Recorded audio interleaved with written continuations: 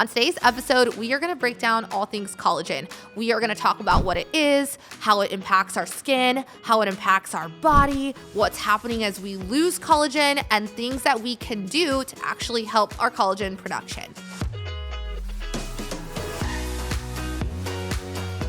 Welcome to the Perfect Dose Podcast. I'm your host, Dr. Kristen Herzog, board-certified nurse practitioner and injection specialist. On today's episode, we are going to break down all things collagen. We are going to talk about what it is, how it impacts our skin, how it impacts our body, what's happening as we lose collagen, and things that we can do to actually help our collagen production. So first off, let's start with what collagen is.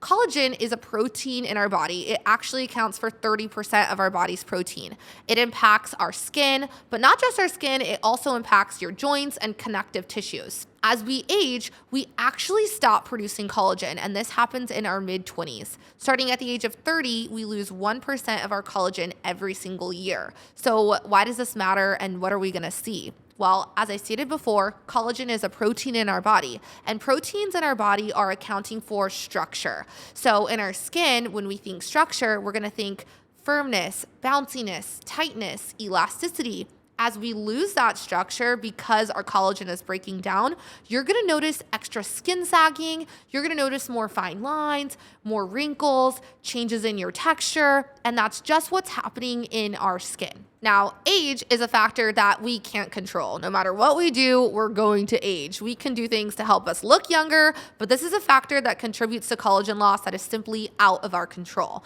However, there are things that are in our control, environmental factors that impact collagen that I'm going to share with you guys that may or may not surprise you. So the first one is excess sugar. Eating excess sugar in our bloodstream actually contributes to breaking down collagen. Excess sugar breaks down collagen in our body. What it does is it actually produces something called AGEs. AGEs are advanced glycation end products. AGEs are responsible for premature aging in our skin. So not only is sugar terrible for us, it makes us feel low energy, low mood, but it's also making you look older.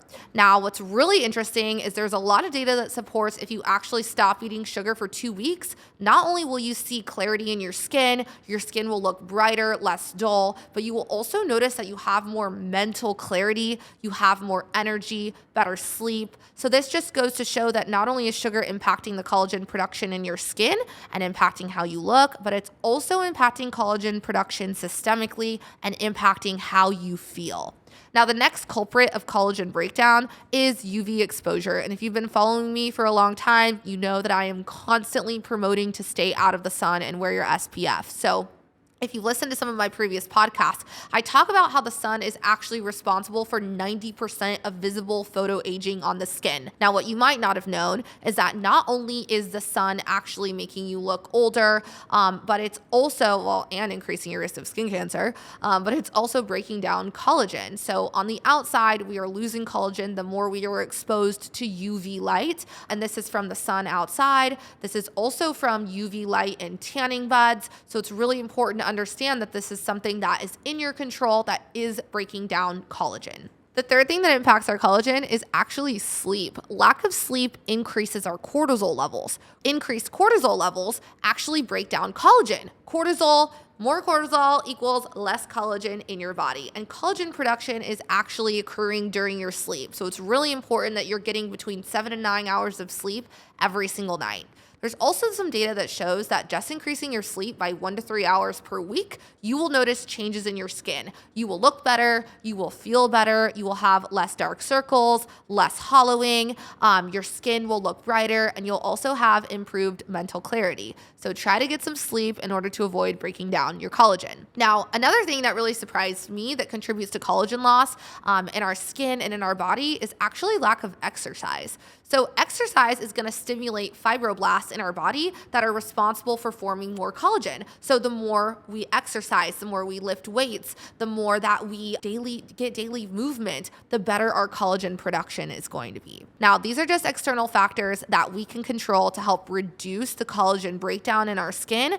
But just because we do all of these things doesn't mean we're never going to break down collagen. It just means that you're going to break down collagen at a slower rate. So what can we do in order to make more collagen? A lot of my patients are constantly asking me, can I eat collagen? Can I take collagen supplements daily? Is this actually going to make me look and feel younger? And the answer is it will have a positive impact on the collagen in your body. For example, you'll have less joint aches. It'll be good for your joints. It can help with your hair, with your nails, but there's no data that shows that collagen actually impacts the elasticity in our skin.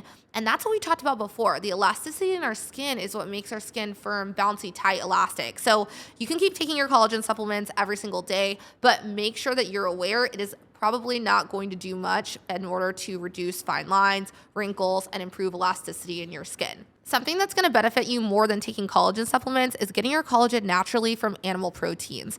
Animal proteins are the building blocks of collagen. So eating things like dairy, eating things like eggs and meat, chicken, those are all going to help collagen production. And again, not elasticity in your skin, but helping with our joints, with our nails. I'm actually on a raw dairy kick right now. I love raw dairy. It has 9 grams of protein per serving. So if you haven't tried this, I highly recommend it. So if we can't eat our collagen for wrinkles to go away, what treatments can we do? I love treatments that actually make you younger, not just make you look younger, but actually make you younger. And what I mean by that is there are aesthetic treatments that you can get that actually force your body to stimulate its own natural collagen. So I'm going to break down these treatments, what they are, and how often you need to be getting them. So let's start with one of the first most popular treatments right now, and that is biostimulators. I did a previous podcast episode on biostimulators. I absolutely love them.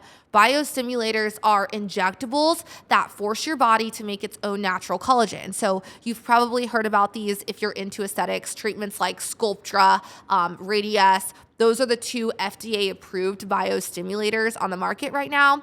I recommend getting these treatments every single year, starting in your 30s. So if you're 30 and you're thinking, okay, what can I do to produce more collagen? You can start with a biostimulator. It's natural. You're not going to get results like you would with filler. So these are treatments that aren't going to contour your face, but they're going to improve your skin's elasticity. There's a lot of data that shows that doing biostimulators produces more elastin, which is going to make our skin firm, bouncy, tight, and elastic. I myself do these procedures every single year. The next collagen stimulating treatments that you can do outside of biostimulators are things like microneedling and RF microneedling.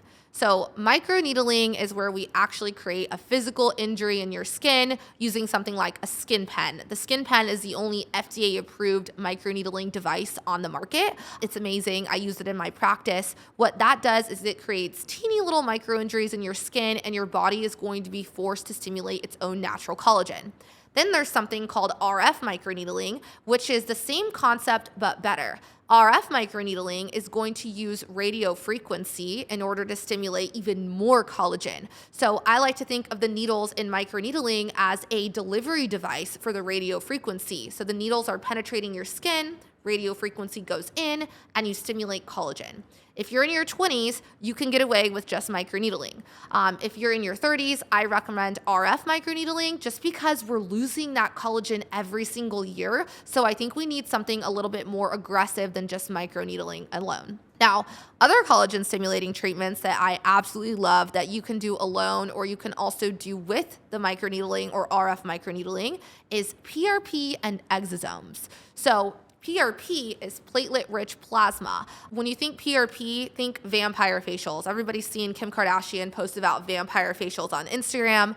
What we do is we actually draw your blood, we spin it down in a centrifuge, and it separates your platelets from your red blood cells. Your platelets have all of your growth factors in it. So if you get PRP injections, it can help increase the thickness of your skin. It improves the quality of your skin. It actually helps stimulate collagen. Now, something that hinders PRP to take into consideration is that the health and age of every single person doing PRP injections can impact your results. So while it is your own growth factors and it's amazing and beneficial, we don't know how many growth factors that you have in your skin. So your results may be impacted by your health and by your age. Now, another thing that is trending right now that isn't FDA approved for injection, but is FDA approved for topical application is exosomes. And exosomes are different than PRP. PRP is your own growth factor. So that comes from you, it's all you. Exosomes are derived from mesenchymal stem cells from a placenta, which is amazing. So you're gonna get peptides, growth factors, collagen production from exosomes, which are more predictable. We know that how many exosomes or how many growth factors that we're putting in your body from exosomes. So I love exosomes. I love applying them after Morpheus, which is RF microneedling. I love microneedling them into the skin. And hopefully, eventually, we will get approved to inject exosomes because they are absolutely amazing for regenerative medicine. So I hope after this podcast, you guys know things that can help you slow down the rate at which you break collagen by not eating sugar, increasing your exercise, making sure you get daily movement, wearing your SPF, and getting those extra 1 to 3 hours a week of sleep to increase collagen production and slow how your collagen breaks down. I also hope you guys know now what treatments to start getting to stimulate your body's own natural collagen. I want you guys to start microneedling, start doing RF microneedling, and considering biostimulators. Thanks for listening to today's episode. Follow me on Instagram at The Perfect Dose. I will see you guys next week.